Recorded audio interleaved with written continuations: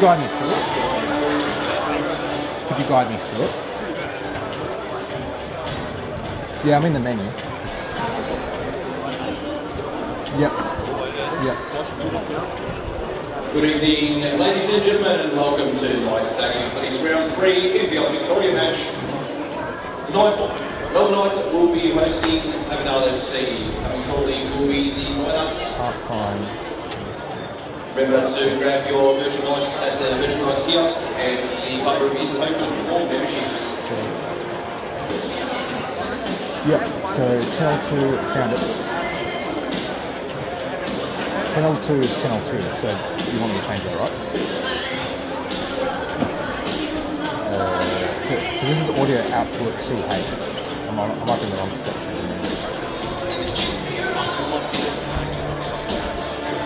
Yeah.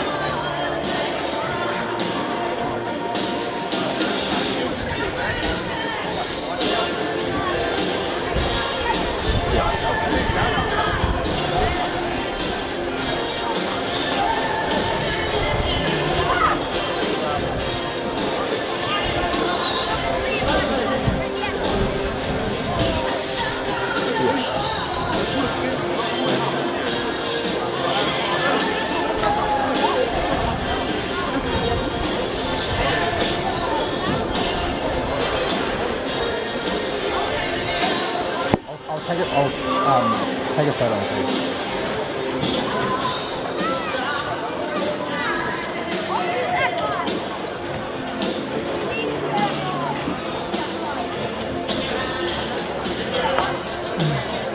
Let's see. It's on.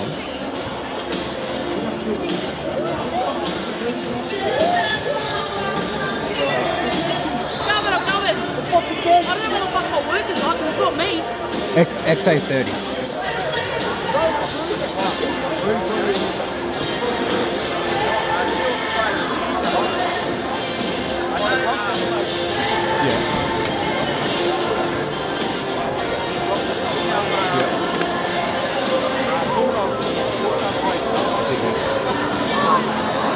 Yeah, see it.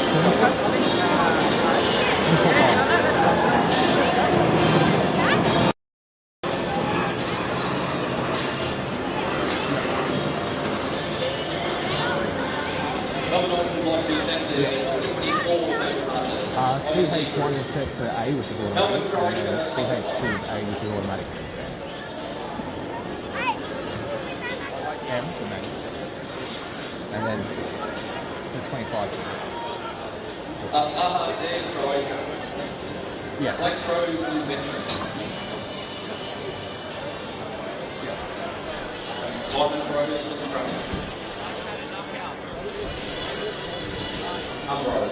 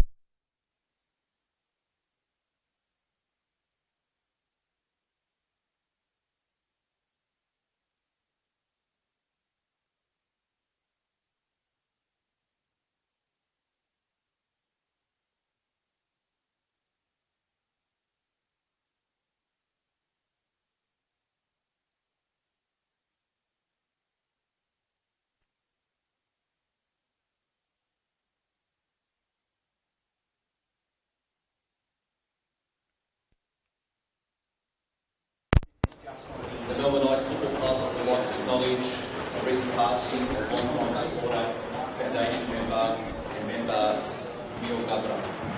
Mio was born on the 2nd of February 1938 in Bosna, Croatia, and sadly passed away in Melbourne on the 18th of February 2024.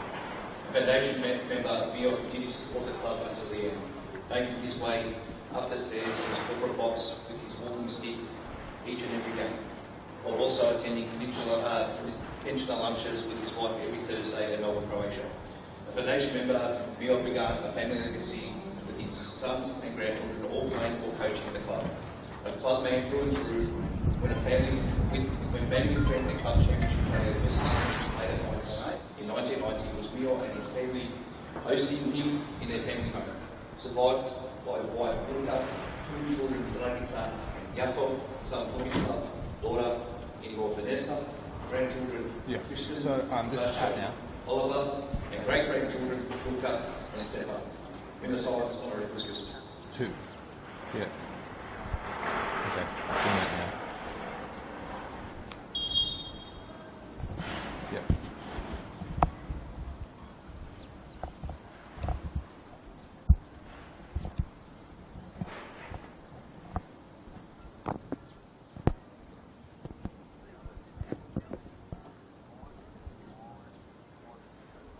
It's set to mic. Both are set to mic. Input 1 and 2. Not much. It's just going up to 20 decibels. Top 1, input 1. Input 2, input 2 is good.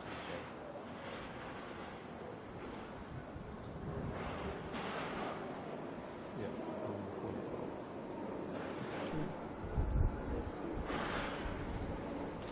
No.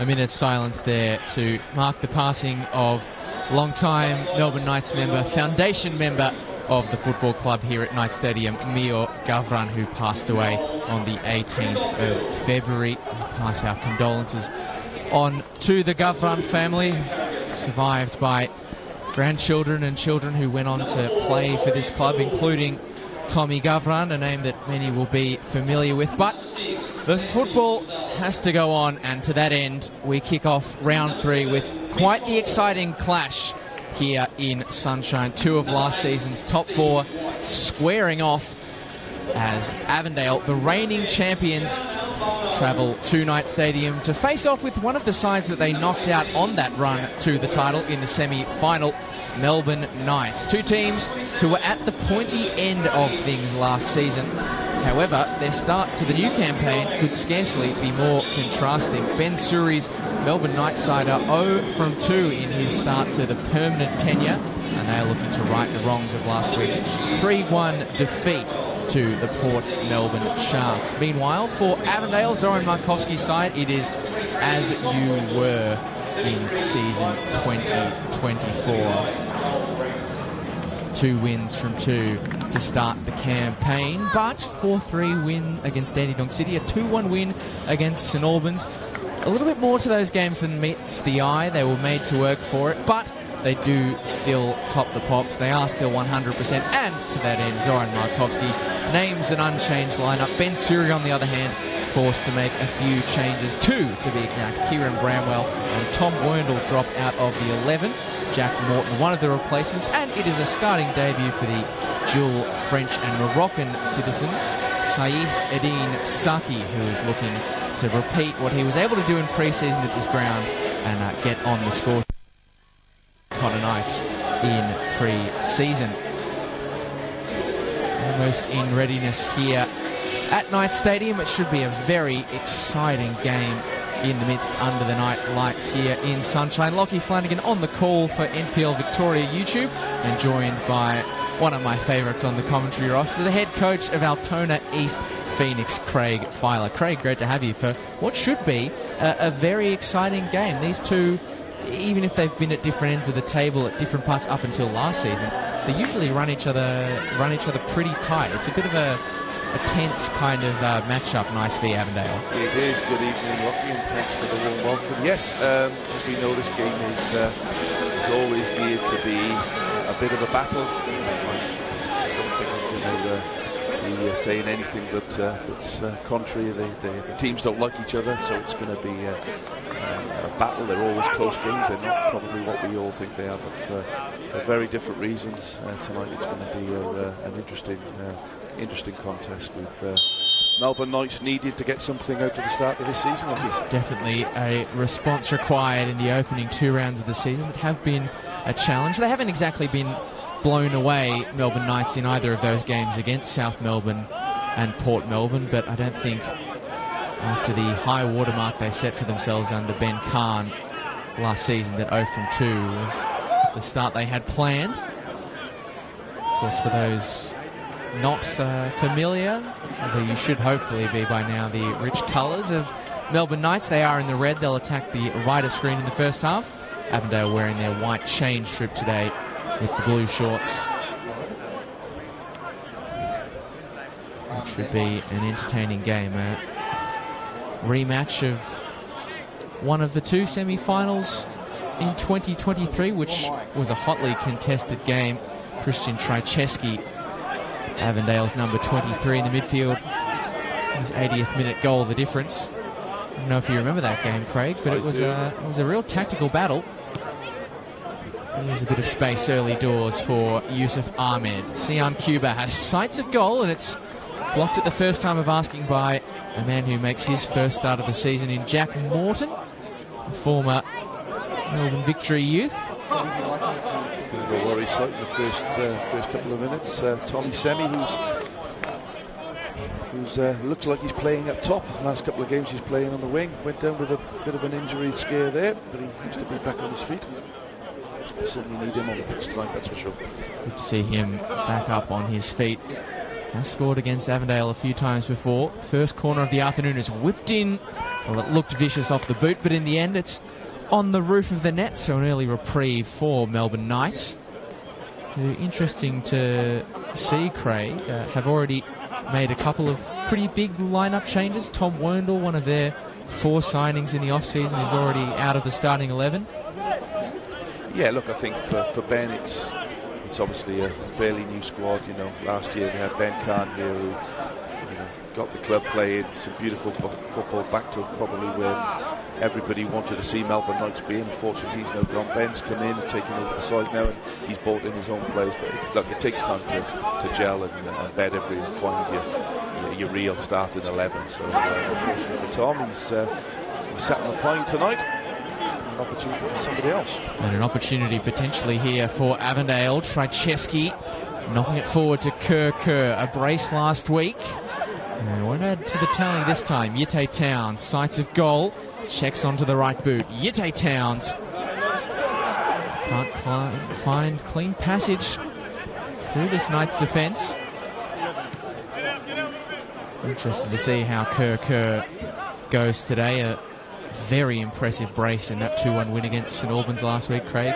It's good to score 2 goals in your second game, but to score the 2 goals that he did, a lob and a shot from outside the box, it's going to make anyone stand up and take notice. Yeah, look, he started off the season really well. I know you guys on the NPL pod have been singing his praises over the last couple of weeks, and it's my first time to see him live. I'm really looking forward to seeing him. He's certainly got the tricks, hasn't he? And he's certainly lively. He absolutely does. And that's left a little bit short. Yusuf Ahmed nearly picking the pocket of Joey Franic. Slight miscommunication between he and defender Corey Sewell.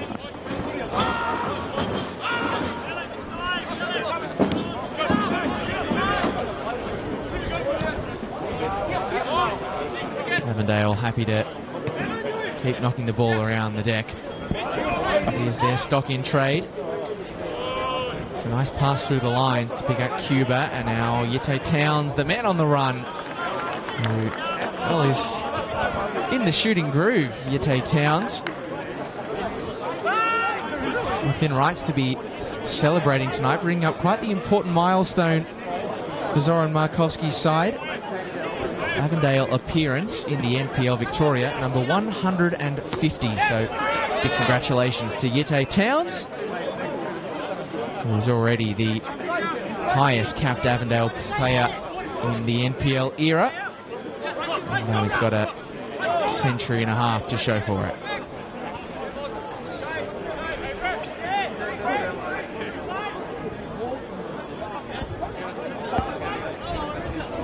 For the moment, Knights managing to keep Avondale just to distance sighters on goal.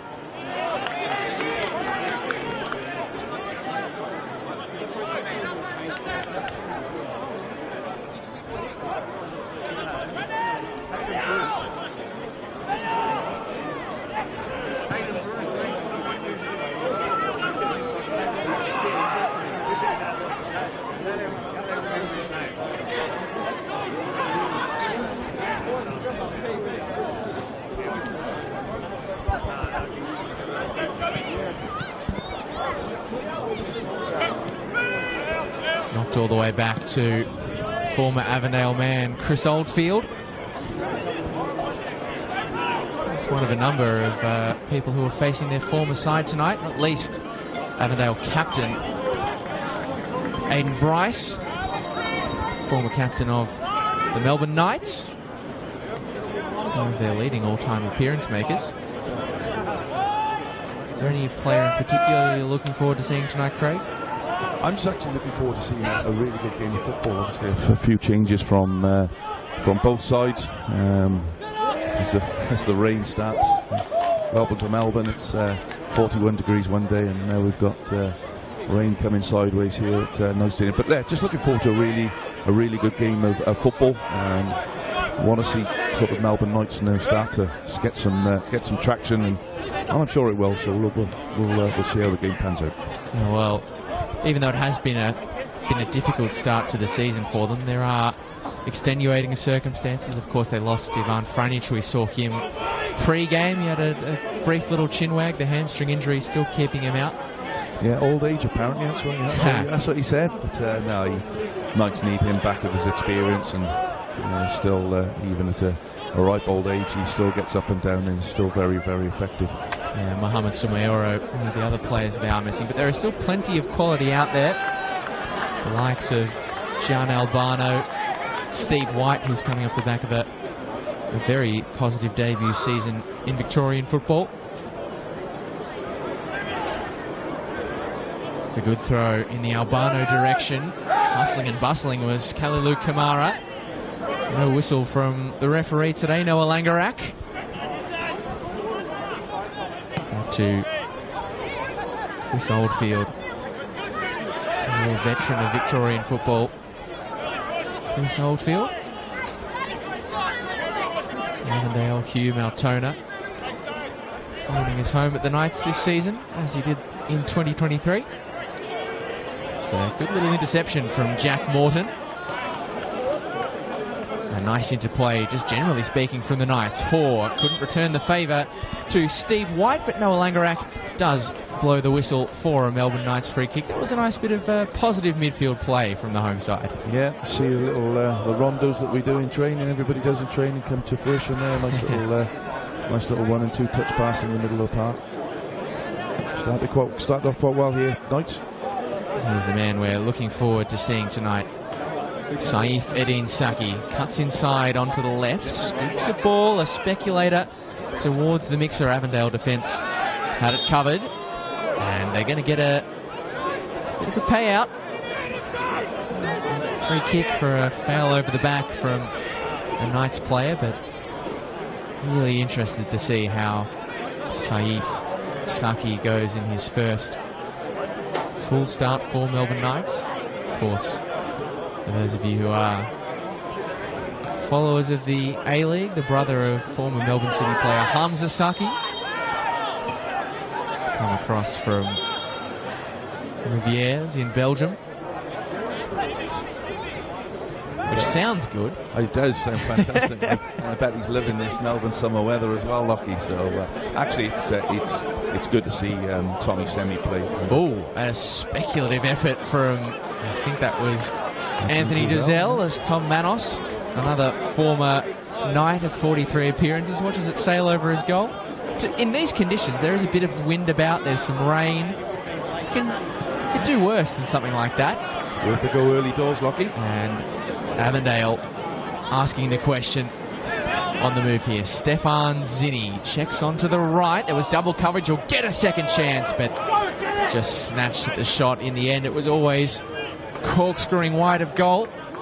That's the interesting thing about Avondale, isn't it, Craig? You can never really be at ease. You can never settle down because, yes, they're a passing side, but particularly when you've got the ball at the feet of someone like Stefan Zinni, they can counter-attack. Their transition speed is unbelievable. Yeah, I was just going to say, their transition speed from back to front is phenomenal. They've just got, really quick, clever, intelligent footballers all across the park. As we know, the majority of this team been together now for a number of years, so they know the system and just hold off there. First time cross into the box, looking for the head of Ahmed. It falls to Zinni, and now Trajewski. It's a great block. Corey Sewell in the right place at the right time. And the spillage fell to Saki, who's danced around Yite Towns with relative ease. And another. This is a great run from the French-Moroccan international, but eventually Yite Towns. Not many get past him in the top flight. Saki had the beating of him once, but not the second time of asking. Yeah, he showed a clean pair of heels then, didn't he? But great defending from offensive midfield job from Yite Towns. It's a ball back. Avondale start again. Stepping up was Hoare, and Semi feeds it to Saki. Albano ready and waiting at the back post, but the left-footed cross, a poor one in the end. And just as we were singing his praises, Saif Edin Saki, it's a cross that he'd love to have again. Yeah, just looking at the touch there from Aidan Price, a little bit heavy. The pitch is very bumpy. Lucky we walked across it. I suppose worrying signs for Knights is the state of the pitch early on for round 3 of the season. It's very bouncy. There's lots of bare grass.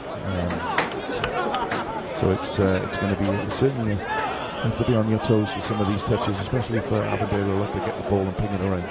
Yeah. It was last year at Knight Stadium for their Australia Cup semi-final. Of course, League and Cup semis for Knights last year against Brisbane Roar. It looked a little bit different. It looked a little bit different then. And there was another 4,000 people in here as well, which made it. But the pitch was fantastic that night, wasn't it? It was. This was the spectacle, even if the result didn't break the way of the Knights. But good to see they're doing some work around the ground, as we can see from our position here on the pitches 2 and 3 on the outside, which will be fantastic when they're done. Plenty of work going on here at Knight Stadium. I could be wrong, but those lights look brighter than I remember them.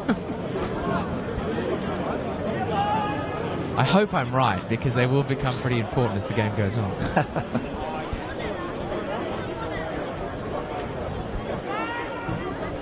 Yeah, the weather's going to be tricky tonight. That wind is definitely swirling around there. As we saw, it's playing into Knight's hands in this first half.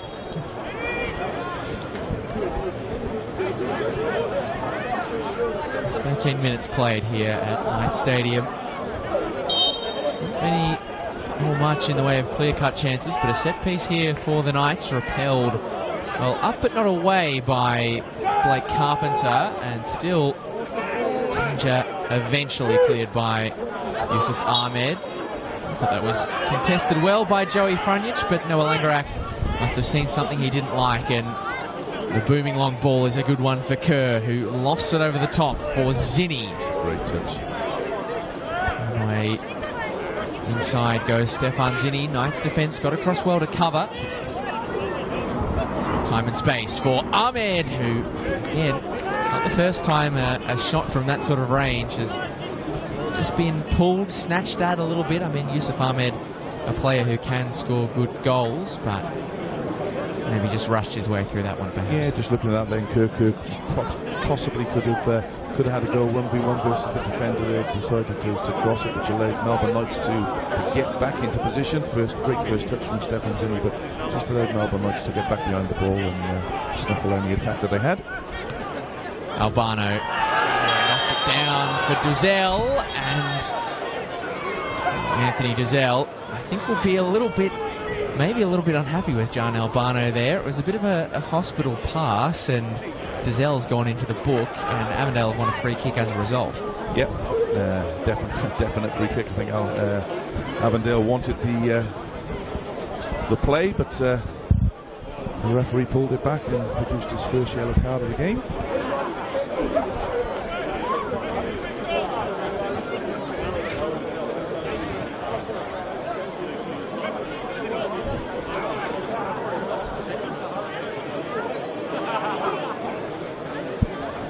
Well, in any case, Avondale shan't be complaining. They'll get a promising free kick opportunity here for the likes of Trajewski and Cuba, who curls it in. Ahmed gives it the flick on, and it's tipped away by Chris Oldfield. I'm not sure he was expecting to be called into action. The English keeper, he stood up to do his job. It was Blake Carpenter. My apologies on the free kick. He's into a dangerous area.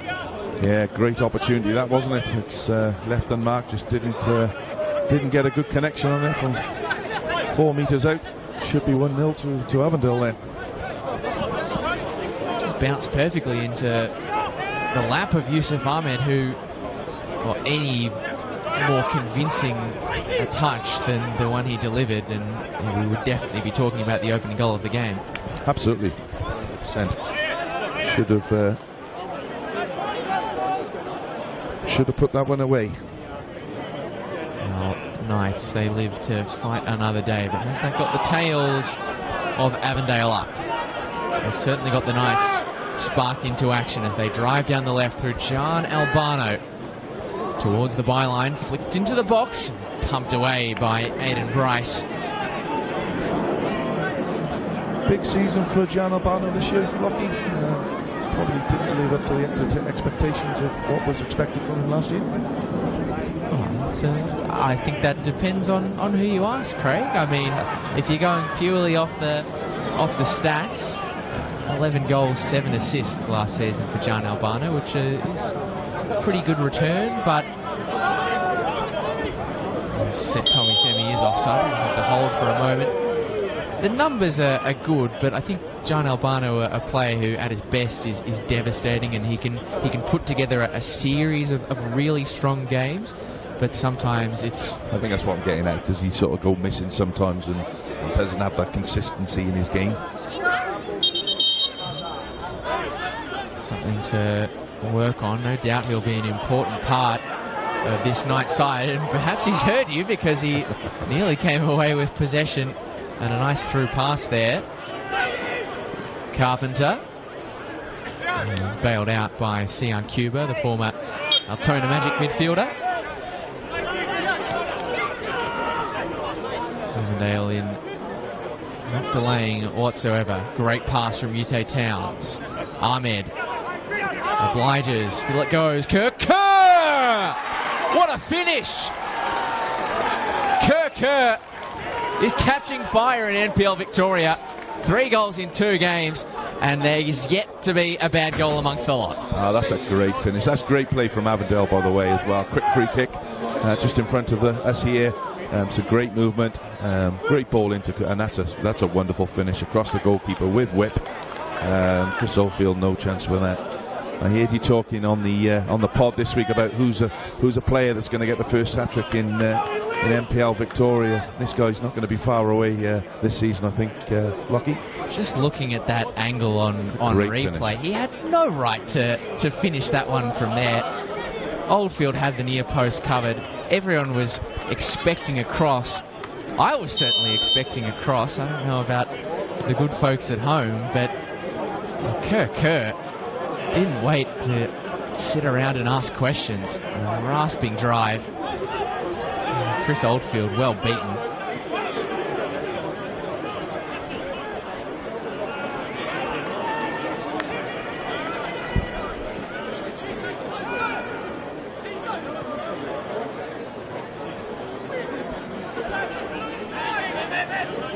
Albano. What sort of a response do the Knights have?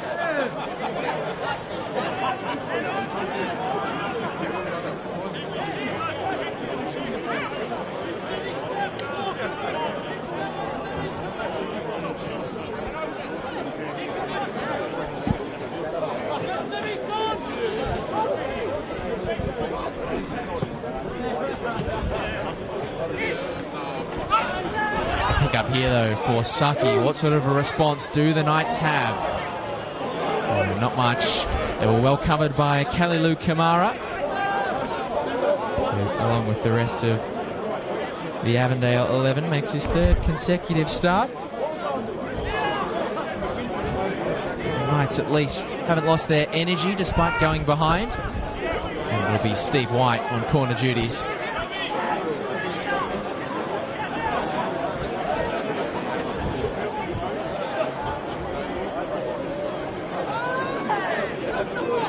Plenty of movement around the penalty spot for the Knights, but away at the first time of asking by Yusuf Ahmed.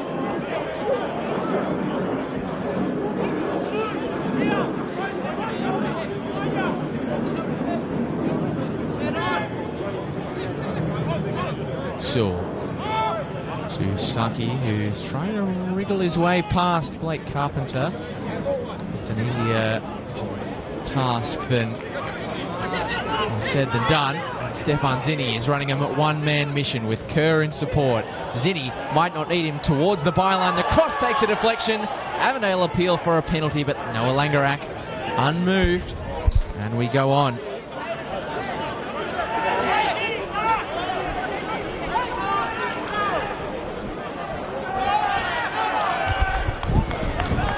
Coming at you with that pace. He's when he's running, he's like a well-drilled, oiled train running up this wing. He's a very clever player, Stefan Zinni. Yeah, he's a real, like a bullet train is Stefan Zinni. Once he gets going, he's yeah, very hard to knock off course. And great to see that over this season and particularly last it's never been a question of quality, I think, for Stefan Zinni. It's always been about consistency games. Again, He's had quite a few soft tissue injuries over the stretch, but it's really putting together a consistent run.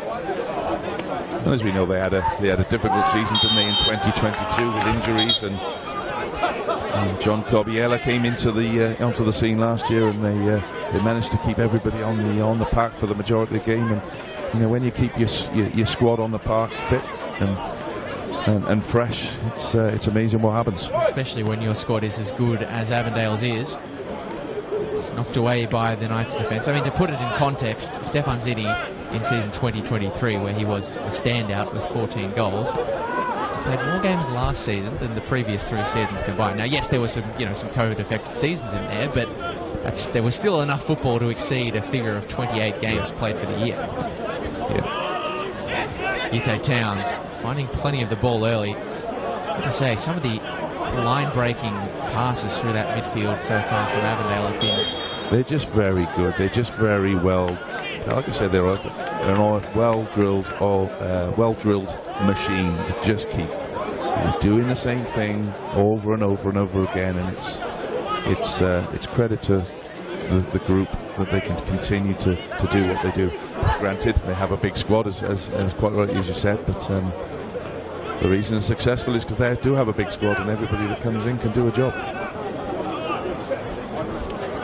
Craig, if you're Knights head coach Ben Suri right now, what's running through the mind? Because Avondale have had their control, but they haven't had a great deal of clear-cut chances. There was that big one for Yusuf Ahmed, and then the goal, not really a situation where they could do much about. Where is your head at as a coach? Look, looking at the sort of first 23, 24 minutes of this game, they haven't been in the attacking ascendancy at all tonight. So whilst Avondale have had a lot of ball, they've had 2 or 3 opportunities, shall we say, but Knights on the other side haven't had anything. So the concern for me is how do they get that ball into that final third and at least create some opportunities. They've been caught out here. Zinni, did that come off the hand of Joey Franich? The answer is yes. The eagle eyes of Noah Langerak spotting the touch. You can make your own minds up at home whether that is intentional or incidental contact from Joey Franich, but either way, he finds himself in the book for that handball. Yeah, a bit unfortunately. I think he slipped. But he did. Yeah, handball. It's definitely a yellow card for Joey. But yeah, just going back to Knights there, I think they need to get Tommy, Semi, one-on-one with the defenders of some kind. They're playing obviously with one up front, so they're going with a defensive mindset. But you certainly need to do something and quick. Yeah. Chris Oldfield might have to do something here. Christian Trajewski. It's not Trajewski! It's Carpenter with a cracker. Avondale in a contest to outdo each other for best goals at Knights Stadium. I tell you what, Lockie, that is some finish from Blake Carpenter, because Chris Oldfield would have set the wall up there for the ball not to go into that corner, and the whip and the bend on that free kick to get it round the wall and over the top of the Frenchman into the bottom corner. That's a fantastic finish from Blake Carpenter, and it's just like I was saying, they need to get back into it pretty quickly, Melbourne Knights, and that doesn't help. Well, he hadn't scored, Blake Carpenter, since round 19 of 2022 against Gully. I mean, if you're going to look for a way to get yourself back on the board, break the goal drought, that is about as good as it gets. Avondale 2 to the good, courtesy of a couple of cracking goals from Kerr and Carpenter. The Knights, if they weren't in trouble before, they're in a world of pain now. 2-0 after 26 played. And the goal scorer, Carpenter, forces Manos to just launch it into the air.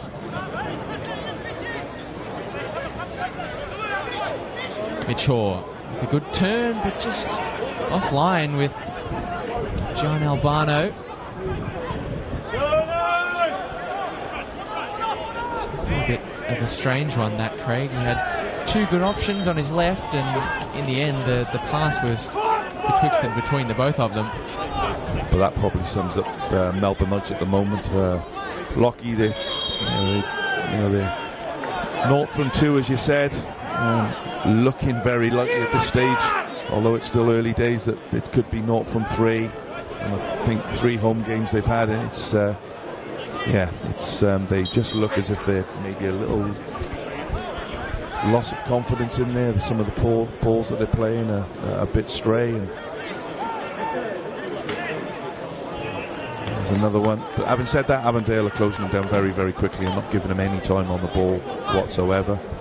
They are a well-drilled defensive outfit. I mean, they get a lot of credit for the attacking end of their game, and so too they should. They scored a record amount of goals last season.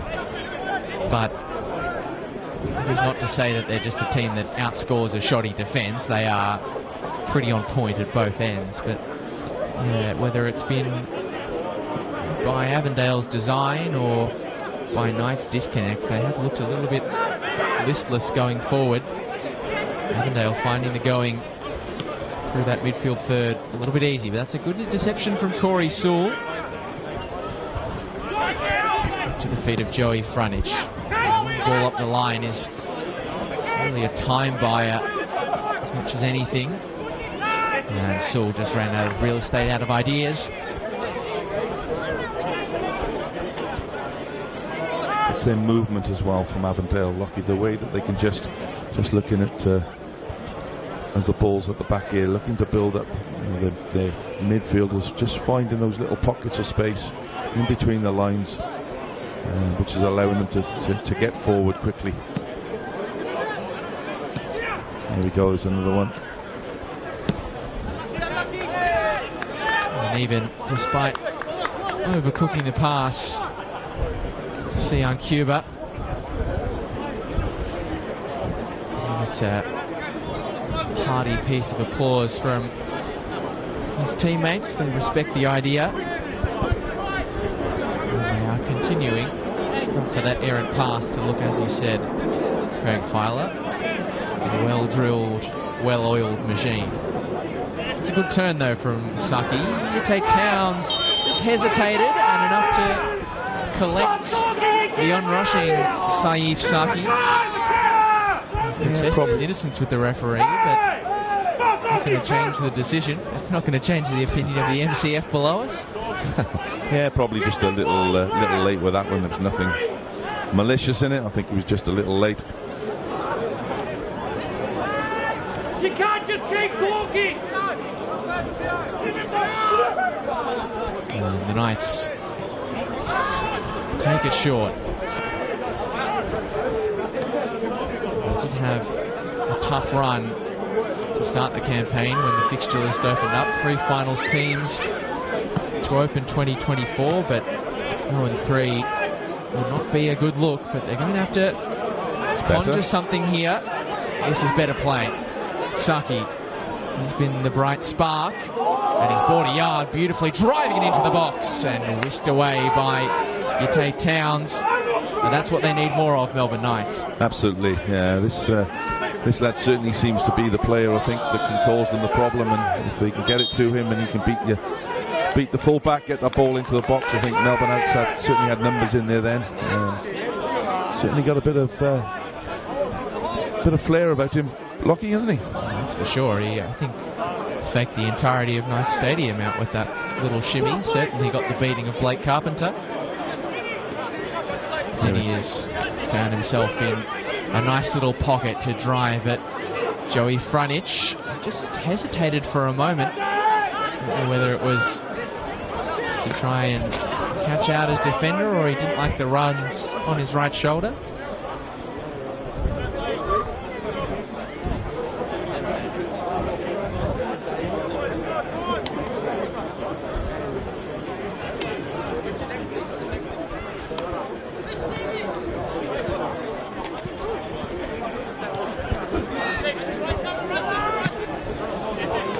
Turn from Mitch Hoare, and again the pass into the final third has just been a fraction overcooked.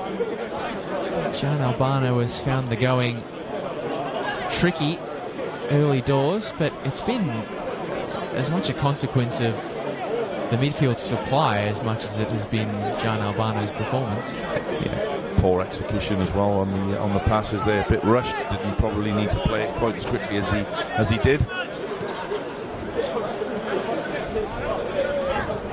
Aiden Bryce takes the sting out of it for the moment as we head towards the final 10 minutes of the first half. Avondale in the ascendancy, courtesy of 2 spectacular goals. Knights under pressure. That's a better pass for Albano. That's a better pass for Tommy Semi, who loves to get in these situations and drive and let fly. He tried to turn provider and paid the price. So too will Corey Sewell, the second member of the Melbourne Knights defence, into the book.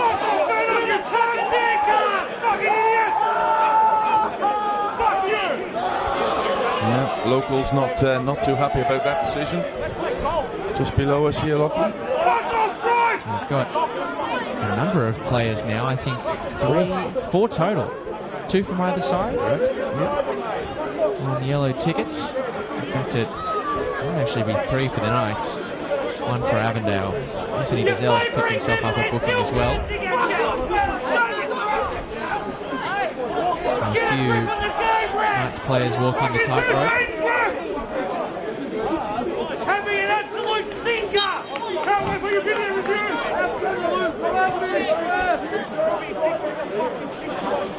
MCF, as ever, leaving their thoughts in no uncertain terms. Not necessarily the view of the commentary box, but it's a sign of a committed fandom, I suppose. Trajewski, that's beautiful. A breakaway in midfield for their maestro. And slipping it into the path of Stefan Zinni over the head of Ahmed. Kerr is there, collects contact, and it's going to fall kindly in the end for Yitte Towns, who can sustain the Avondale pressure. Kerr centrally. He's a box of tricks, isn't he? He really is.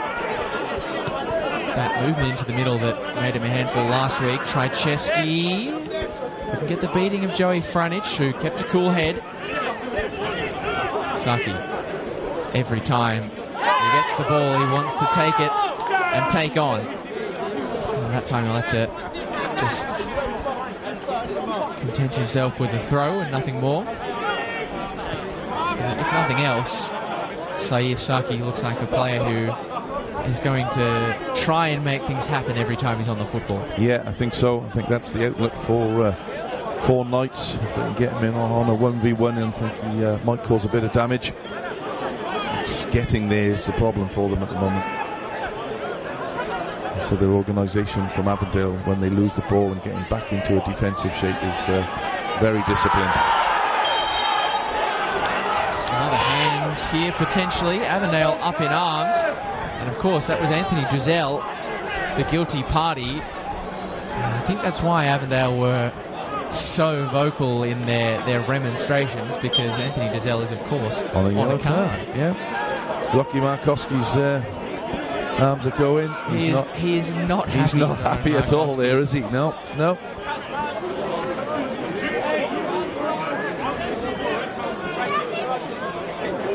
Who is no stranger to Knight Stadium, Zoran Markovski. He's still going, still remonstrating with one of the most robust discussions with a fourth official in Lazaros Pantelides I have ever seen. Carrigan asks a task of Saif Saki. Dropped for Sewell, but the Avondale numbers close ranks swiftly.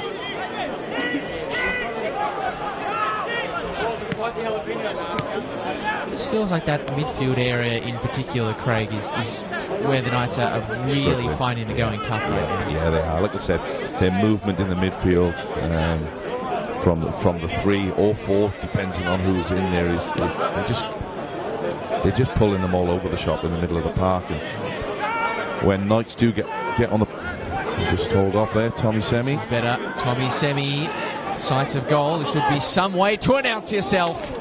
And it just didn't dip in time for the Papua New Guinea international, but we talked about Kerr having plenty in the trick bag. Well, that's what Tommy Semi's got in the locker. Yeah, but he's got the power as well, hasn't he? He's electric, and you certainly want him running at you.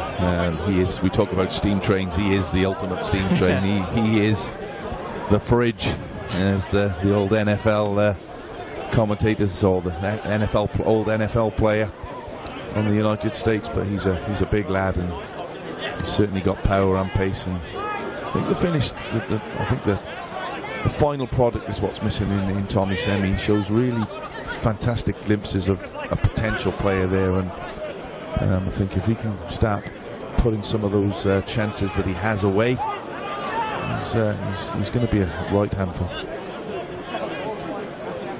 He's coming off his best season in the top flight with Altona. 9 goals last season, but even 9 goals for Tommy Semi. Now that is a good, subjectively speaking, that's a good return. But he's one of those players who feels like he could have more. Yeah. He came in with big expectations, didn't he, a few years back, and everybody thought, well, who's this guy? But it never really happened. And yeah, the first stint at Altona, or his first season at Altona, was a little slow. It was really that loan move to Dandenong City where he scored a couple against Avondale that got him set on his ways. Breaks for Jakupi. Ahmed drives it across the box, and well, it was just a whisker behind the man in the middle. 3-0 would have been all sorts of trouble for Ben Suri's side. It was Sian Cuba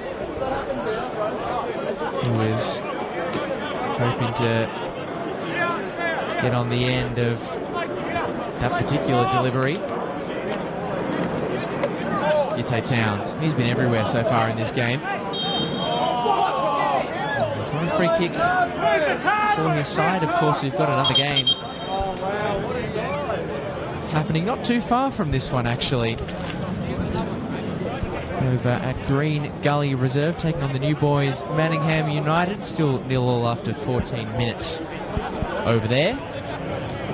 I say over there, it's one of the closest grounds to this one. Yeah, it's not far from here, is it? That's for sure. No.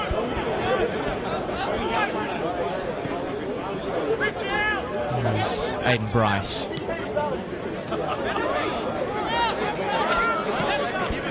See their movement again in the middle of the park here, Lockie.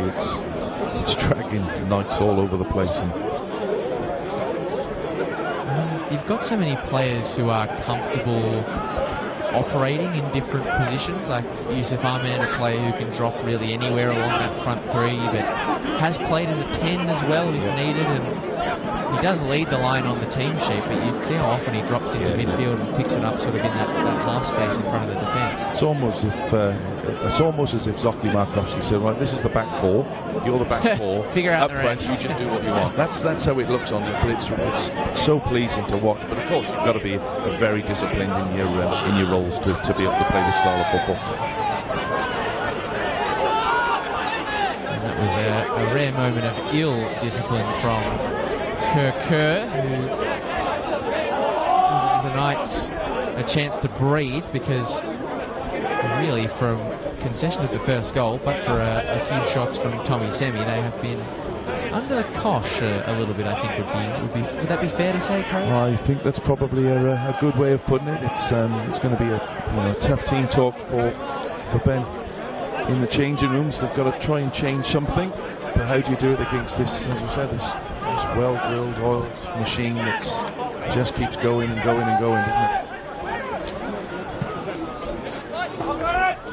Lumped away by Tom Manos. Didn't have as much time to work with that one as he would have liked, and that's a good interception from Corey Sewell. Really nice play from the fullback. Although the commentator's curse, it strikes swiftly and it could strike severely, but Joey Franic, another turnover from the Knights, and Stefan Zinni with space to fire. It takes a couple of touches, and Knights playing with fire. They didn't exactly clear ranks, but John Albano was able to position his body to win the Knights a throw. But consecutive cheap turnovers from experienced members of the squad in Corey Sewell and Joey Franic. Yeah, and I suppose that's been the problem for them in this first half. Just poor passing at key times. And you can't do that against this side, because they'll just pick you off quickly. And they don't need much of an invitation, Avondale. Ahmed gains meterage more than anything for Avondale, who are in the throes at the moment of a lengthy road stretch. I think this is game 2 of 5. So making some updates to that temporary grandstand at Avenger Park. Play Heidelberg when they return home. It's still a month away though. And it's tough, playing your games on the road. It's tough. I know last year we had the Women World Cup, we were away for 11 games in the second half of the season, and that takes its toll on everybody. So it's tough. It was, of course, Galvin Park, Werribee City you're referring to, but Avondale, of course, were in the same camp as were South Melbourne, along with a few others. Avondale even took a game to Bendigo. They did. Ahmed. Good challenge, strong challenge from Hoare, and a better pass forward for Albano. Stopped some props and had coverage in both directions, and I don't think he quite liked the run that was offered to him by Tommy Semi. Carrigan. Just doing well to keep it alive was Morton, but Avondale might be able to exploit the space he's left in behind. Yusuf Ahmed. Back to goal. And just holds on to the ball, heeds the instruction from Zoran Markovsky.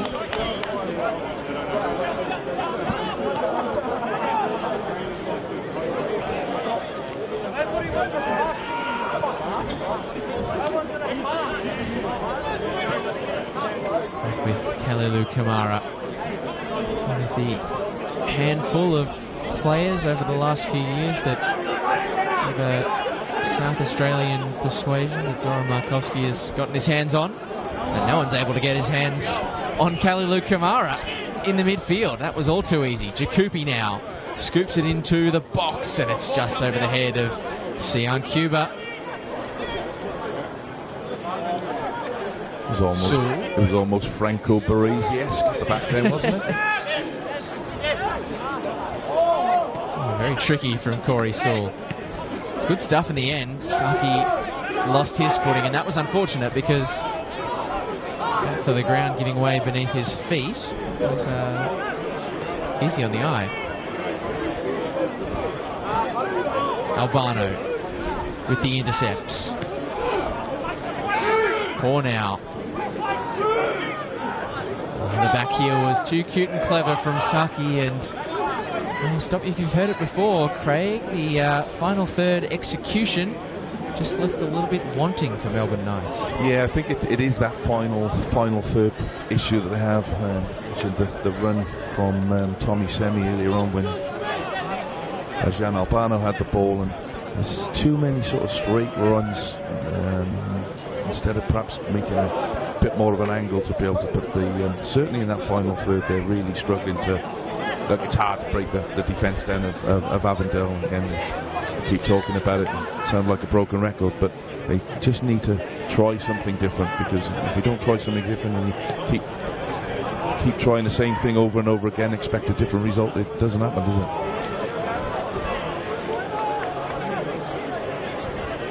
Certainly something for Ben Suri to work on at the interval. It's a big team talk, Steve. You know, 2-0 down at home. A loss last week, a loss in round one.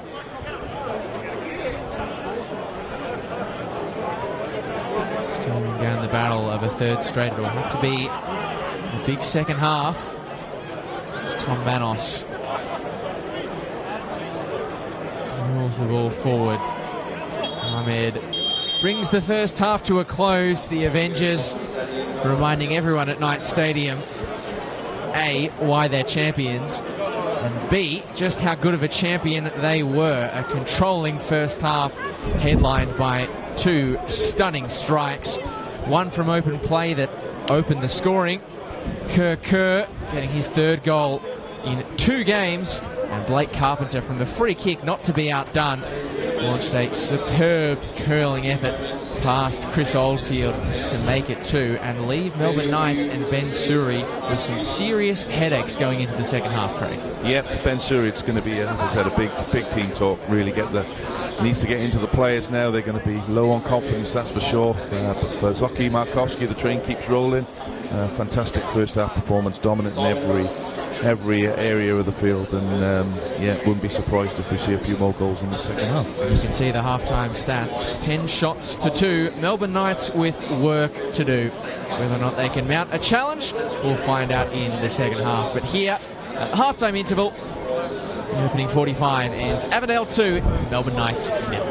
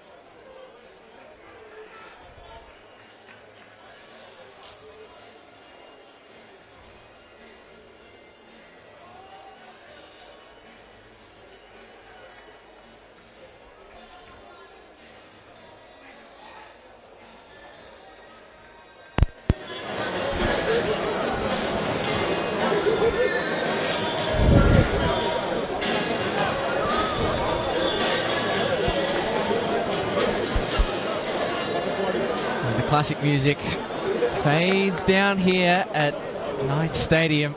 Some great stuff blasting over the speakers at half-time from the Knights PA. Hopeful that it can spark their side into a bigger second half. They are in between a rock and a hard place after 45 minutes played. Avondale with a 2-0 lead, courtesy of goals from Kerr and Blake Carpenter. Two spectacular goals that are worth a second watch if you've got a little bit of time to scrub back. But as Avondale get us underway in the second half, Lockie Flanagan in commentary. I can welcome back Craig Filer alongside me. Craig, it is 2-0 down in any game is a tough proposition. 2-0 down against the champions is even trickier. What can Knights do to get back into things in this second 45, and can they do it? Look, it would have been a real tough team talk. I did see that Ben Surrey come out, a few minutes before the players, so he's obviously got his message across to them. They just need to be a little bit more on the front foot. They need to get the ball, in quickly, get the ball in behind, use the strength that they have in the man on the ball now, Tommy Semi, and try and cause Avondale some problems. Don't waste the passes that they have. And here we go. They've caused Tom Manos some problems. I don't know whether that was the Knights' press so much as it was maybe the Knights' pitch, but either way, Tom Manos, a man who has played many a game here in Sunshine, just found sure footing wanting. Could the Knights get things going early? Twisting and turning is Saki, who had an enterprising first 45 in his, well, not Knights debut, but debut start for the Knights. He's going to be one of the keys if Ben Surrey's side will get back into it, Saif Saki. Yeah, they need an early goal here. And they'll swing it into a dangerous area. Oh, it's just past the feet of Mitch Hoare. Picking up the pieces is Christian Trajewski, who was clever there, just checking back. Bought himself some time. Avondale get into control.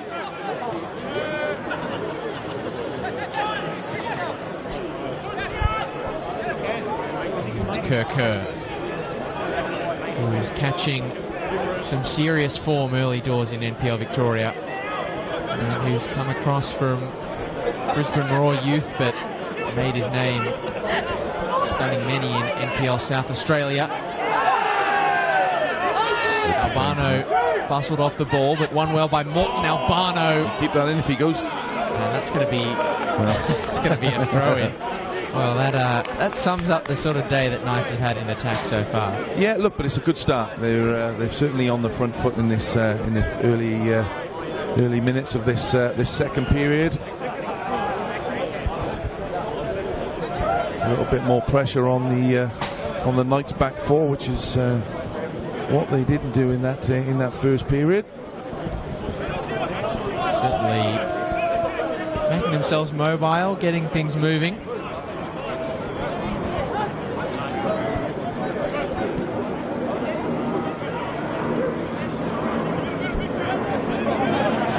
Easier said than done for the Knights of breaching this Avondale back line. As you said, Craig, an enterprising start. Look, they've got no choice. They now have to come out of the blocks. They have to start, putting pressure on that Avondale back four. Otherwise it could be a long 45 minutes for them. But they've started really well in the second half, pressing and. The problem is these moments, though. Yeah, you absolutely. Let Avondale get in stride, they can punish, and Christian Trajceski is the man who's doing the running right now. Just hesitates for a moment. Jakupi's first touch left him between a rock and a hard place, but he did brilliantly to escape the trouble. He cuts it back, and an important touch. Danger not cleared, though. It's a snapshot from Christian Trajceski. Well, Dylan Jakupi, that was quite brilliant in the corner. Yeah, there'd been some goal if something had come out of that one. Kerr singing his praises just seconds ago. Shot onto the scene in South Australia with the likes of Adelaide City, Croydon and Modbury before that. And you ask anyone who's a South Australian NPL expert, they will tell you just how good Kerr is. He would even get himself to a professional deal in Serbia for a bit with Novi Pazar, but didn't quite work out. But we're glad that it didn't, because we get to see him in action tonight. And Zinni will set a task on the left-hand side. It's a corner. Noah Langerak points to the flag. Corey Sewell, who's one of a number of Knights players on a card, not best pleased, but a set-piece opportunity for Avondale early into the second stanza. Yeah, they'll have the wind behind them. The ball will be coming in. They've taken a lot of short corners so far this season at this near side, and they're certainly set up as though that could be the case here. Whether or not it's a trick play, we're about to find out. No, it's a corner direct, and Bryce is the man who gets up. And well, Aidan Bryce scores at Knight Stadium. No stranger to that sort of thing happening, but this time it's in different colours. Melbourne Knights former captain maybe puts his old side to rest. I think it could possibly be. Look, that's a great header, by the way. Poor marking from Knights. They started very deep into this 18-yard box. I just watched the Avondale bench as the ball went in the neck, and obviously something straight off the training pitch, because Zoki Markowski ran straight up to one of his coaches and gave him a big hug. So obviously something they've worked on. And the delivery was fantastic. It was first class, but just watching that back on the replay, Aidan Bryce got up really well, didn't he? Well, he got up well, but he was afforded almost a free look, a free run at the football. But take nothing away. You can unpick the Knights end of things, but I think you just have to tip your hat to the quality of the setup and the intensity, the directness of the run from the corner from Aidan Bryce, who, to his credit, didn't celebrate against his old side much. No, it wasn't the full pump. No, it wasn't. I'm sorry, display, but and I'm not a fan of that either. That's so a great I think ball over the top for Yusuf Ahmed. Kerr. Oh, Ahmed must have been offside, because it didn't look like the flag came up, but Noah Langerak in no doubt. Probably a good thing for the Knights' defence. Yeah. They did lose 3-0 to the Avengers in their first meeting last season. There's still a lot of football left to be played here, though, in Sunshine. I'm a massive fan of this Kamara. Lockie, I think, as a centre back myself in my earlier playing days. He is some player. He's big in stature, but he's very, very good on the ball, and he's key to Avondale at the back here. He can stop play, and he can start the play, and he can jump into midfield with his pace. He's very, very good. This is great movement from Avondale. It'll get them a corner. Inclined to agree with your appreciation for Kalilu Kamara. It's into his third season as an Avenger. Since signing from the South Australian NPL, playing for Metro Stars. Spent the first year sort of in and out of the side on the under-21s list, but he's really made a slot in the defence his own. As Avondale do take the corner short this time, it's a double deflection, and they manage just about Melbourne Knights to clear the danger. It would have come to nothing had the ball bowled to the back of the net. And Melbourne Knights are going to make a substitution. It's an attacking one, Craig. Kieran Bramwell, who dropped to the bench for this game, will make his way off it in place of Anthony Giselle, who has been industrious at the base of midfield but is on a card. He's on a card, and they need something in that attack, don't they? So Coming on, number 6, Anthony Giselle. Tommy Semi pushing out to the right hand side by the looks of it. One more play through the middle. Interesting, very interesting change of personnel and slight change in approach here for Ben Suri. And obviously the coaching change is a big one. We all know that Ben Khan is a very well regarded coach and turned Knights around last season, but they're obviously missing one of the key contributors, as it's Kalilu Kamara who's gone down off the play here.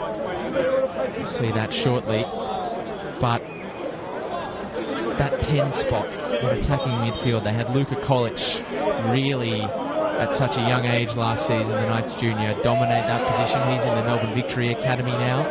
Does that out-and-out 10 feel like something that this team is lacking?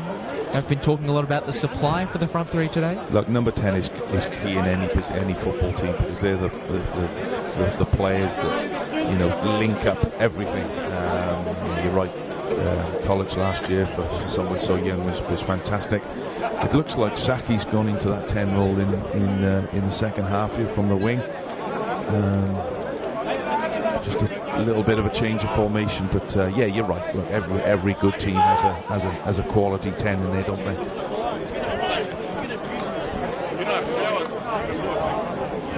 Substitution here, I think. Giving him the curse, haven't I, straight away. Yeah, that's a disappointing end to the day for a man whose praises you were singing just minutes ago, Craig. Kalilu Kamara. You're always concerned when a player, A, not only limps his way off the field, I mean, I guess he's limping as opposed to being stretchered or helped, but the way he went down off the ball and well off the ball is. Yeah, I had a look back on the replay, and I think it was from the corner just before that. It looks like he's gone up to jump for the ball and maybe landed awkwardly on his ankle. And no need for Avondale to risk anything. 3-0 up away from home. Well, the good thing for Zoran Markovski is there is no shortage of willing talent off the bench, and this time he calls on 21-year-old Adam El Hayek. He's back at the Avengers, returned in the back end of last season after a stint in the Western United Youth Academy. Here's a chance to see what Saif Saki can do as a number 10, and so far the early evidence is quite impressive. A free kick and a nice little darting run through midfield, and at the end an Avondale player, Christian Trajewski, I believe, picks up a ticket. So you ask the question, what can Saki do as a 10, and the early evidence is well, somewhat tantalising. Well, he got the ball, and as we saw in the first half, when he does get the ball, he does like to run at players, and the resulting run ended up with a free kick to Melbourne Knights, some 30 metres out, and a yellow card for Christian Trojewski. It'll be interesting to see who steps up to take this one. Joey Franich was there first. Corey Sewell is hovering around the ball, but I saw Steve White in the Australia Cup preliminary rounds score a screamer from this range, and it is Steve White, and it was good off the boot, but it was equalled by a strong save from Manos. Yeah, great technique, that great free kick.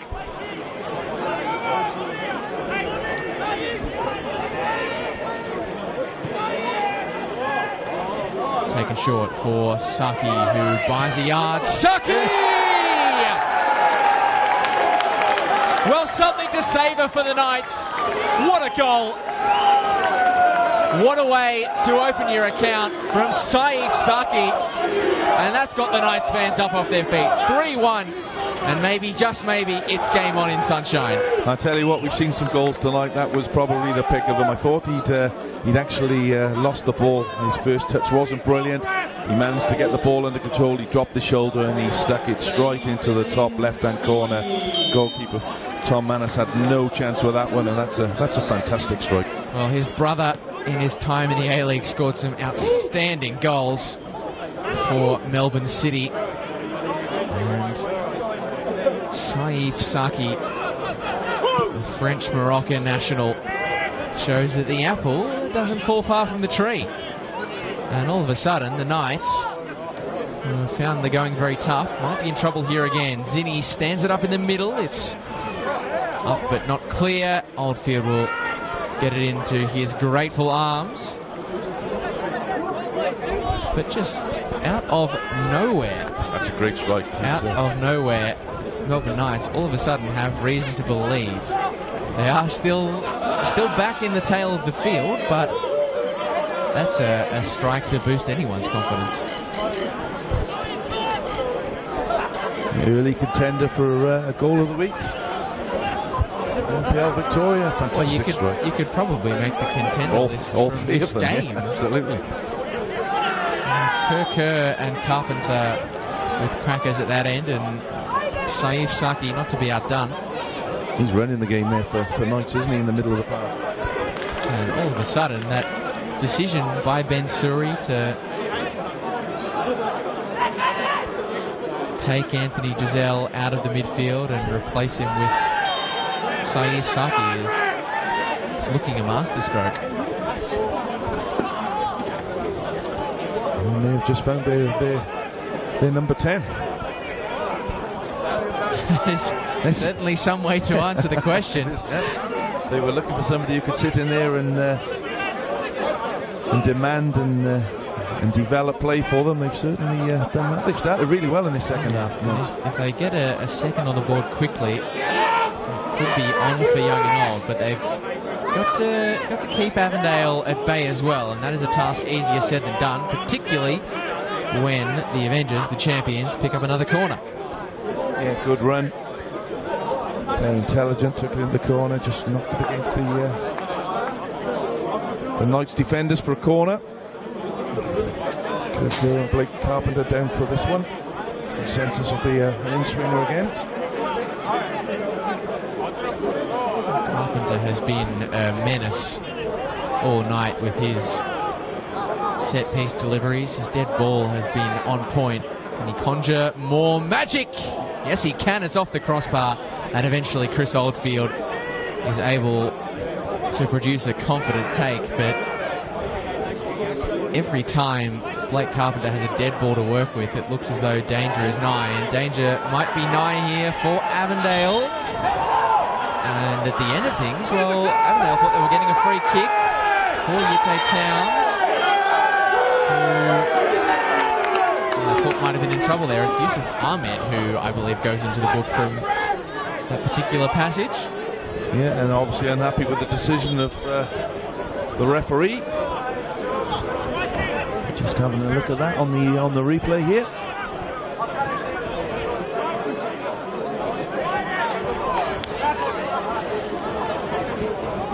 Yeah, started from a poor ball from Joey Franich, got turned over. And a pullback, deserved the yellow card there.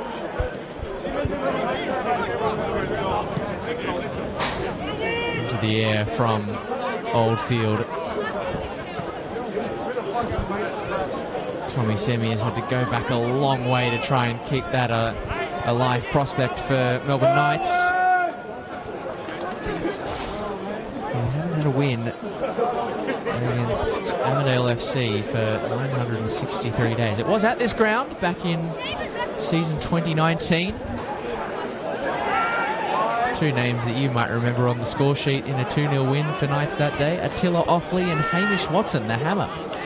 Tiller off and Hamish Watson. Wow, there's a blast from the past there with a Tiller who's currently playing at Caroline Springs George Cross in the VPL 1. Great turn from Kieran Bramwell. And it's a good pass if Tommy Semi is at full stride, and he was, but the touch, well, he just couldn't honour the quality of the setup play there, could Tommy Semi, and I think that speaks exactly to what you pointed out in the first half, Craig. Tommy Semi is a player who, at his best, he can be devastatingly good, but the peaks and the troughs are severe. He promises so much, and you look at him and you think, God, if he could just finish and do those clean up those little bits and pieces, then he'd be a player. But it's just those little things that just let him down from time to time.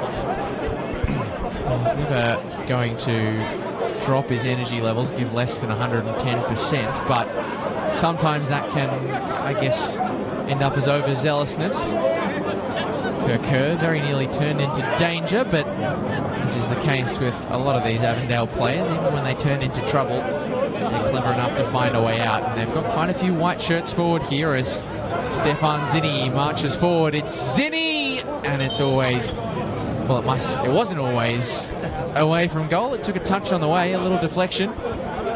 Yeah, just going back to Tommy Semi, and it's not to knock the young lad at all, because actually I think he's got so much to offer, but everything seems to just be 100 mile an hour. If maybe he took 10 or 20% of that off, maybe a little bit more composure, it might help him. But I suppose when you've got the raw strength and the power that you have, it's very hard to perhaps take that out of a player. A clip through the back was the question Avondale were asking. And that's a speculator from Adam L. Hayek, the substitute. I do wonder if, well, casting an eye over to the Avondale bench, I wonder, and I'm pretty confident, that they will make another substitution. It's as though two players from memory on the Avondale bench with pretty sharp fades. Liston Diaz is one, George Mills is the other. Liston Diaz is one of, if not the most handy substitutes in NPL Victoria. George Mills is not a bad one either, is he? No, he's not. I mean, in terms of pure goals. Liston Diaz, of course. That's the strength that they have, Lockie. It's the strength in depth. They can bring anybody off the pitch and replace it with anybody on the bench, and they're not going to weaken, are they? No, and it makes it very hard when you're trying to chase a game, as Knights are. But the promising signs are there.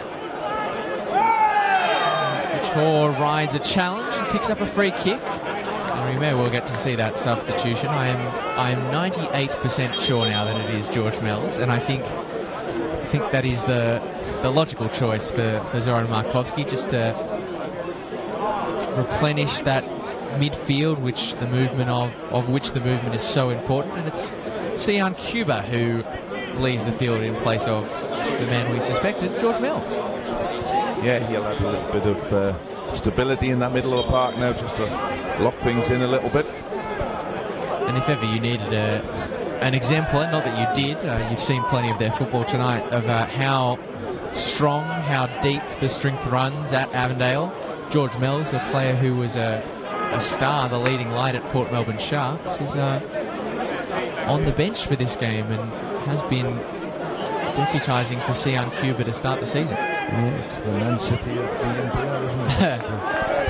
It's frightening that the quality they do have. That's a nice pass for Tommy Semi, who clips it in. Bramwell was there, but in the nick of time, Blake Carpenter, who has got things done at both ends today.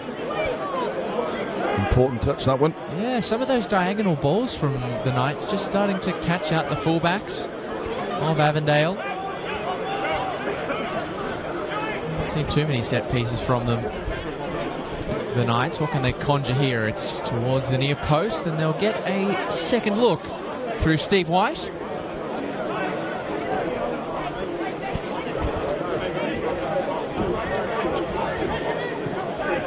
This one a bit deeper, punched away only as far as Saki, and Carpenter was well positioned. Looping it back in was Hawk. Carpenter equal to the task once again, and Saif Saki nearly made it a delightful double. I thought that as he left his, as he was revving up to hit that one. That was goal bound. Yeah, well, his offensive display, Blake Carpenter, in the first half was impressive. He's been almost as valuable in this second for his defensive contributions. That was back-to-back clearances, and particularly off the shot of Saki, that was goal bound. Yep. Tom Manos was a long way from home.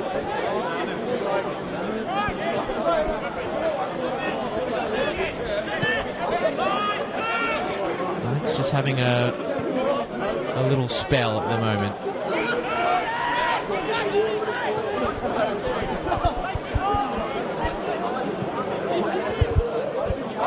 Well, one in the air by Ahmed, but George Mells just swiveled into danger and did his efforts to atone for the mistake. Has given away a free kick.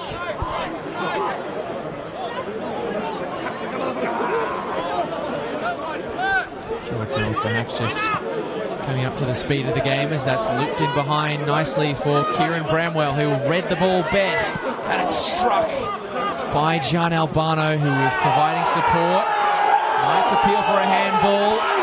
The MCF in raptures. Noah Langerak keeps the whistle by his side.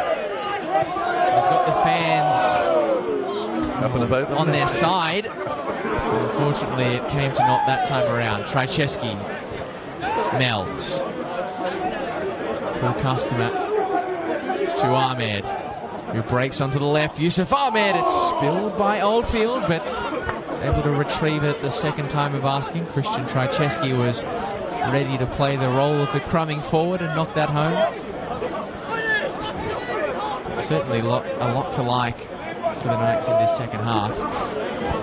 Just going to say, look, they look a totally different team in the second half. Their focus now is on getting the ball forward, which didn't happen in the first half. You've got almost 3, 4, 5 in the attacking third. In the first half, it was just Thomas Semi. So knocking the ball around now. The ball speed's a lot better. The movement's a lot better.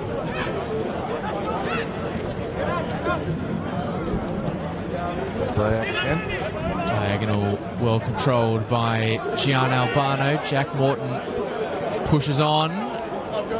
Tor just wasn't providing the support that Albano requested. Zinni. His marker is on a yellow. Corey Sewell. You could see that he wanted to take him on, try and ask the question, but Sewell kept his composure. Didn't commit. Conceded a corner, but it could well have been worse for the former Bentley man.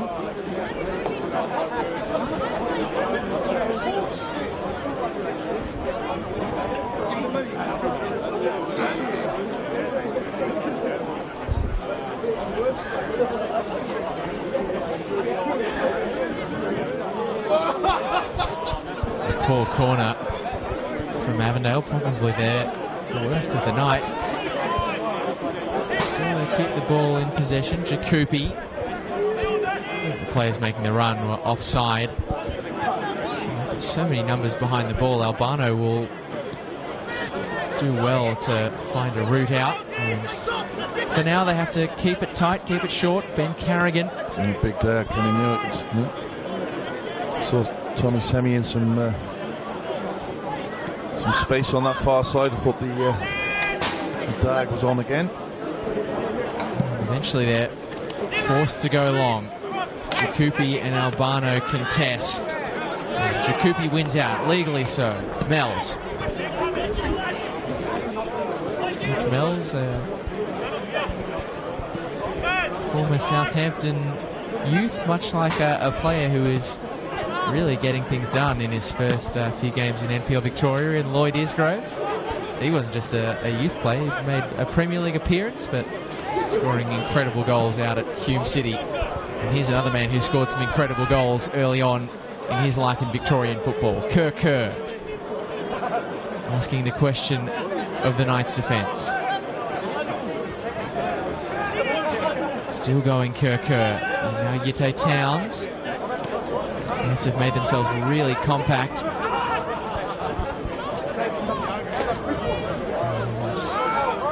these Avondale players are quite finding anything they like. That was well managed by the Knights. Yeah, much better, much better. As you said, they're compact into defence now, much more organised, not giving the midfielders in particular of Avondale time on the ball and able to play those little passes. But they are going to make a substitution at Avondale too, a double substitution actually. Winston Diaz, I think George Ott, the two players who will make their way onto the field. George Ott, of course, returning to Sunshine. Of course, to confirm that is indeed him. Yusuf Ahmed and Stefan Zini, two of the front three being replaced.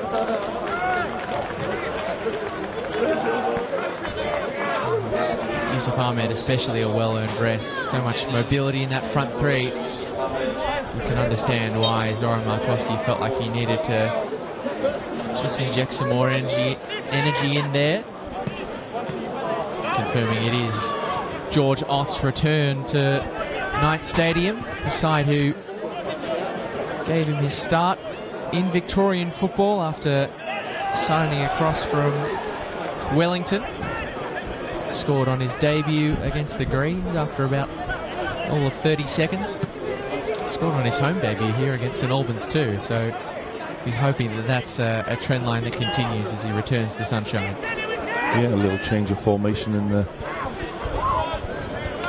attacking. Kirk going to the left-hand side, Winston Diaz coming to the right, and George Ott now playing through the middle. Good ball in behind for Tommy Semi. Carpenter was at full stretch to keep it clear of the Papua New Guineans' clutches, but he's kept it alive. He cuts it back, and the telling touch to turn it home for two just wasn't there. But that was better from Tommy Semi. It was. I just thought he probably had the chance to stick that in the back of the net himself there, but much better. Turn of pace again, getting behind, getting to the byline. Just think probably the decision. Crucially for the Knights, they win back possession swiftly, and Tommy Semi is having a bit of a moment here. He's nearly set up a second goal for the Knights, and now he wins a free kick in quick succession. Maybe I did him injustice there. He did get to the byline, and there was no chance of him getting a shot, but much better. So, much better performance in the second half from Knights. They seem to be on the front foot a little bit more.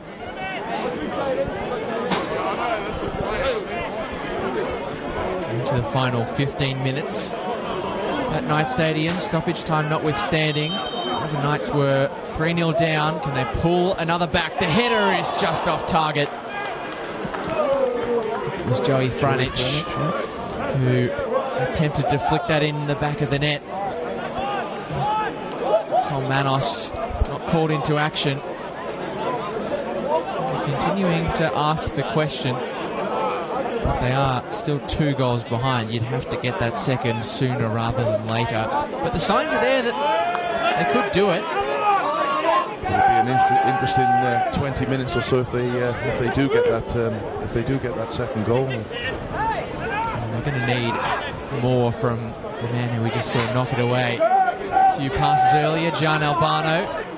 He's quite a talismanic player in many respects, Albano. Knights all-time top scorer in the NPL era, I should stress. He's playing well. Melbourne Knights seem to respond, and it's Saki this time who just ran out of room to manoeuvre. White tried to pick the gap. Was always working against the odds of a tight angle. It's a bit scrappy in the centre circle, and it's Knights who come away with possession. Mitch Hoare slides it across for Corey Sewell, who stands his ground. Tommy Semi clips it into the box, and Manos, after a couple of grabs at it, eventually able to bring it under his spell. The game just getting a little bit stretched here. Avondale maybe just tiring a fraction, but they could put it beyond doubt from this drive. Kerr stands up at Corey Sewell and gets the beating of his marker, or at least it looked to be the case. Craig, we might have to get you to have another look at that one on the replay. Kerr went down right on the precipice of the box. It's just a corner for Avondale, but I think a few in white and blue felt that it could well have been more. Yeah, look, a good run. That's a build-up play, good build-up play out to Kerr. His lazy run into the box, and just having a look at it on the replay here. Yeah, I don't think there was anything loses in his that. footing. I think Noah Langerak has judged it perfectly, but the danger not averted for the Knights is an in-swinging corner. He's clutched by Oldfield, who's intent on getting things moving quickly. The Knights. Albano, a lot of runners forward. He asked the question of Kieran Bramwell, and Carpenter has turned him into trouble. Surely. Penalty, I think. Oh, it's a penalty. A red card for Blake Carpenter. A penalty for the Knights. And this game, all of a sudden, hanging on a knife edge. It was a mix-up at the back between Carpenter and Manos. And I think Langerak punished the Avondale defender for a pull of the shirt in the interim. Really interesting. Blake Carpenter has run the whole length of the pitch there after being in the penalty box for the header and run all the way back, and a total mix-up in the box there. And good decision from the young referee. A red card, and as I said a couple of minutes ago, Lockie, it will be on for young and old if this penalty is converted. Tom Manos, who was caught out there, is the man under pressure. Jan Albano, who is the Knights' leading scorer last season, can open his account here for a goal that would set the cat amongst the pigeons. Jan Albano, the grandstand finish is on at Knights Stadium. From 3-0 down, Knights are within range, and a man up with 10 to play. And Jan Albano hasn't been at his best today, but stood up from the spot. And this game is alive as we head into the final phase. Right on cue, wasn't it? I said a couple of minutes ago, if they score one now, it's going to be a fantastic. So, get yourself comfortable, I think. Fasten those seatbelts, because it's going to be one hell of a next 20 minutes, I think.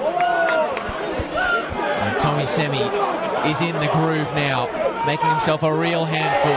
Curled into the box. Albano's there. A great block from Yitte Towns. The Knights fans willing on every attack. And Avondale are under threat. Georgiot, a good first touch to free the feet. And Kerr now can add to his tally. Could seal it here. Kerr, the deflection off the Knights' defence. Wins the applause from the home faithful. Avondale will be in no hurry to take the corner, but Knights trying to rush them on their way. Just to apologise, my maths has never been my strong point. 10 minutes left, not 20 minutes. That would have been very good for the Knights fans. Hopefully those watching with the aid of the clock at home, their maths are a bit better than yours, Craig. Either way, 10 minutes plus stoppage, it's still a good amount of time to work with. Unless Avondale can find something. Liston Diaz fires it back into the box, but they didn't commit too many numbers forward. Everything will have to go into the defence. Because Knights are playing like a different team right now. Sorry, amazing what goals does, Lockie. It is, and that absurd, outrageous strike from Saif Saki started a movement, started a moment. But this is, let's not forget, the reigning champions of NPL Victoria. They won't be easy beats just because they've got a man less. And a goal would only make it 3-3. Well, I say only, they were 3-0 down, Knights. And when Aidan Bryce, the former Croatia captain, found the back of the net early into the second half, this game seemed as though it was as done as any. Yep. But the Knights, their confidence building under Ben Suri. launching it forward again, and Bramwell is there, and did Manos get it away? It's another penalty! The crowd tell the story. Oh, hang on, he's giving a goal kick, or is he giving? I think he's giving a goal kick here. Oh, well, yeah, I think everybody saw him pointing towards the penalty spot, but I actually think he was pointing for a goal kick. Apologies there. I was going to say, I thought that Tom Manos did get some of the ball. Knights players remonstrating, they approach from every direction, but it is a goal kick at the end. Our apologies. Certainly anyone from this angle was sold. It looked for all money as though referee Noah Langerak pointed directly to the spot. It's certainly what the home fans thought. But no, it won't be a chance to equalise from the penalty spot.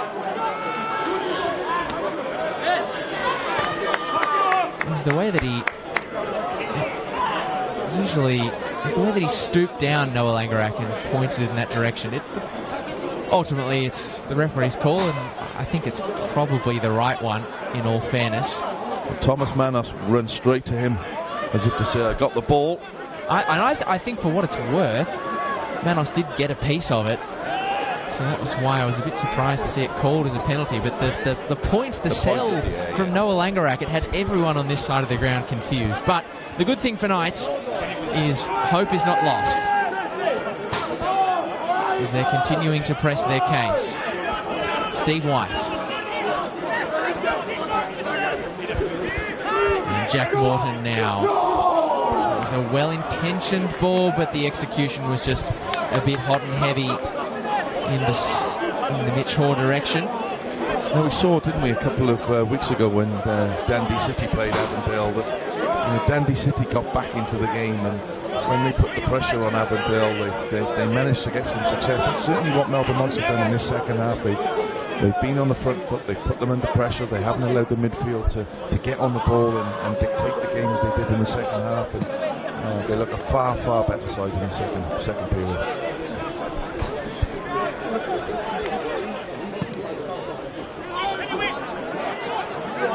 5 minutes left in the 90. Stoppage time to come, and a free kick to come for Melbourne Knights. MCF riding every kick. And the free kick taken short, taken quickly. Swung in, and it comes off a couple of heads. I think the final one was an Avondale defender. Corner ball for the Melbourne Knights.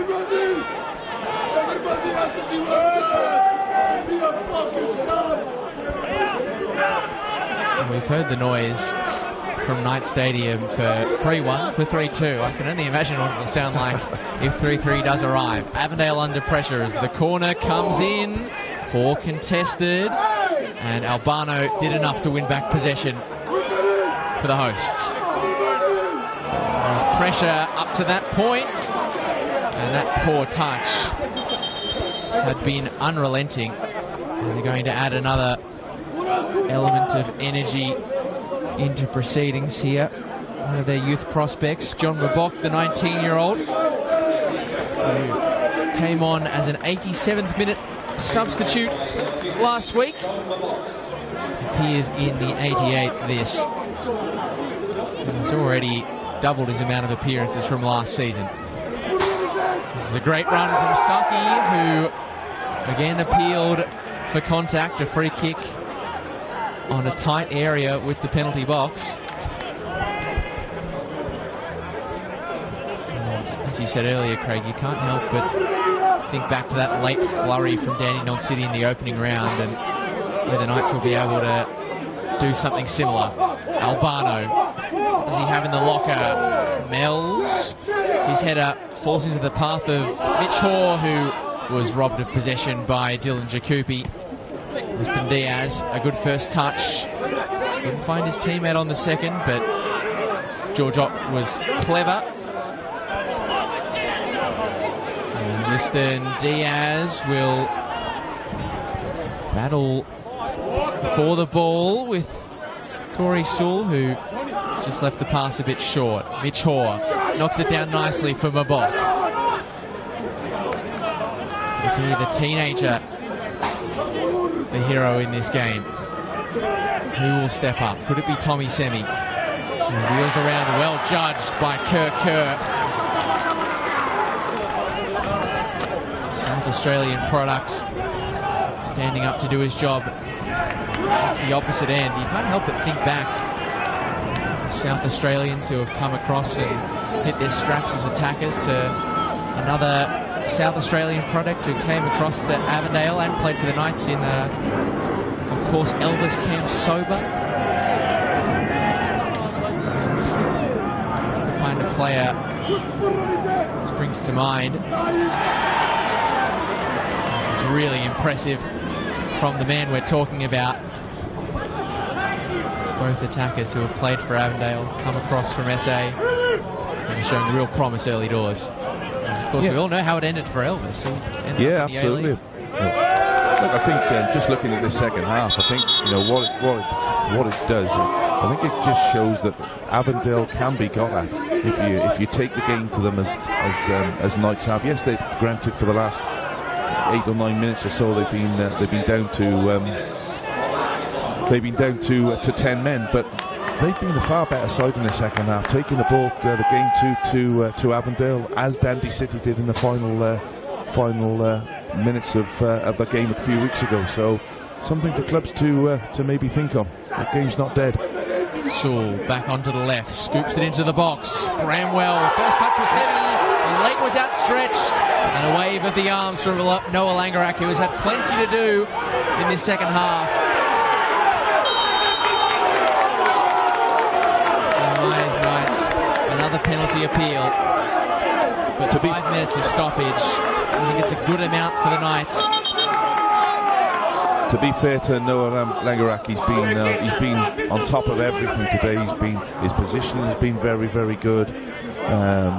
He's made some really good decisions tonight, which is always a big game here. But something's gone on that far side.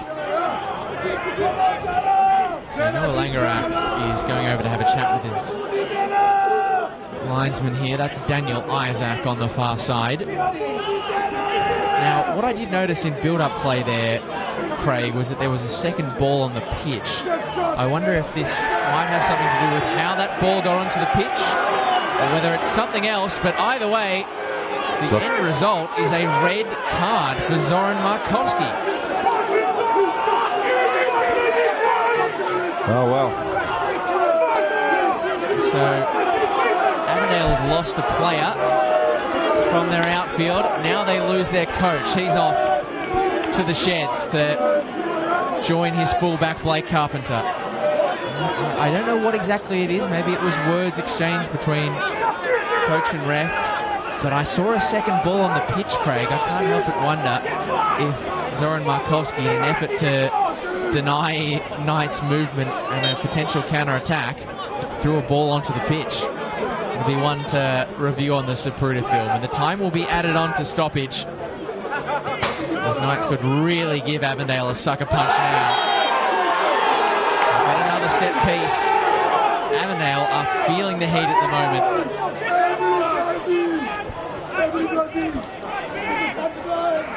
Steve White scoops it into the air. Bramwell! The dead are alive at Knight Stadium! They were nowhere. They were 3-0 down, and Kieran Bramwell off the bench sends an explosion through Knight Stadium. The champions have been rock-socked and struck down. Melbourne Knights have pulled it back from the brink. Well, who would have thought? A minute and a half into stoppage time in this, and Kieran Bramwell gets ahead above Thomas Manos and puts that ball into the back of the net. And it looks like there's going to be some trouble here as well. I think Ben Suri, yellow card for running onto the pitch. The frightening thing for Avondale.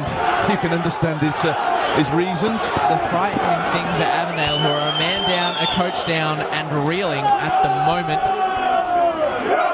There is still 2 minutes of stoppage left. That was a 93rd minute goal for Kieran Bramwell. And the Knights will go hell for leather looking for the winner. And it would be their first win against Avondale, the champions since 2019. Everyone is on their back at Knights Stadium. Mitch Hoare towards the byline, a corner for the Knights. Just giving a goal kick, I think. Changed his mind there, yeah. Goal kick for the Knights. Or for Avondale, I should say. Well, that's taken the air out of the balloon just a fraction, but... What a second half performance from Knights here. You know, at 2-0 they look down and out. At 3-0 they definitely look down and out. But they've managed to find something from somewhere, and they've been absolutely superb in the second half. I think back to the discussion we had earlier where we were thinking about, for Ben Suri, the prospect of starting the season 0-3 after such a good year last year would be a real concern. Doesn't that conversation feel an age away?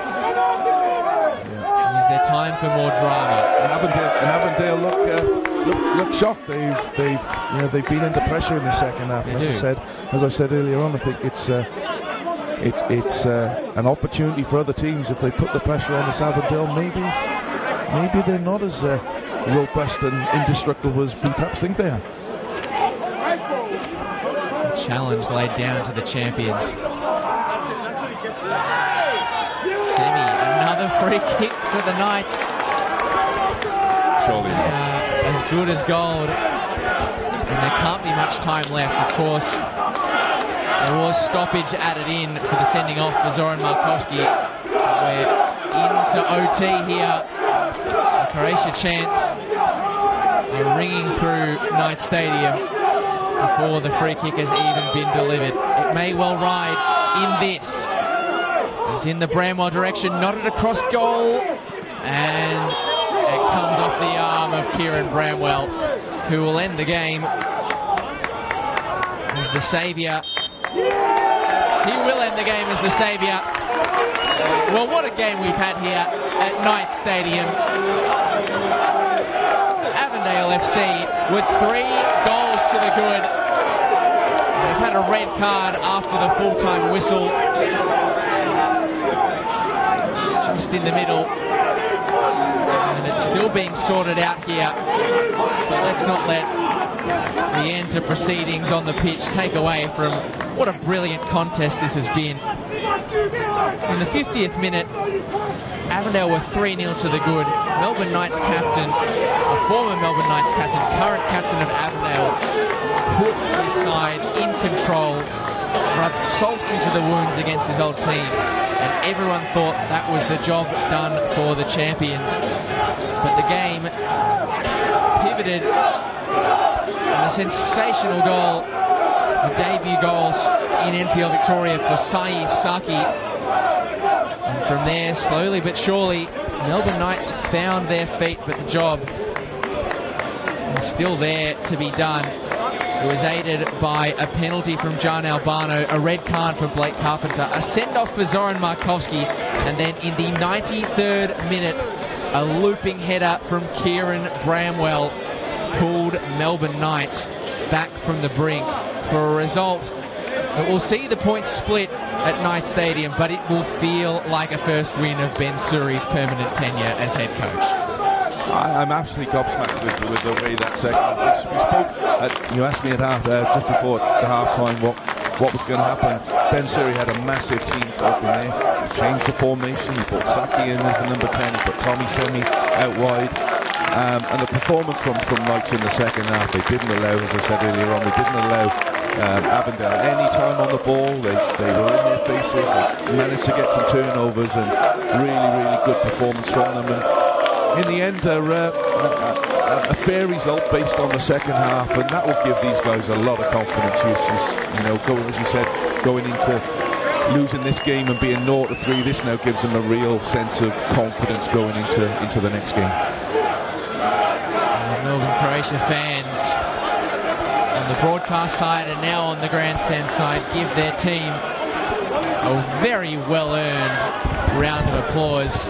The champions looked home and hosed at 55 minutes. The Knights with a character-building fight back that will feel like all 3 points, even though it is just the one.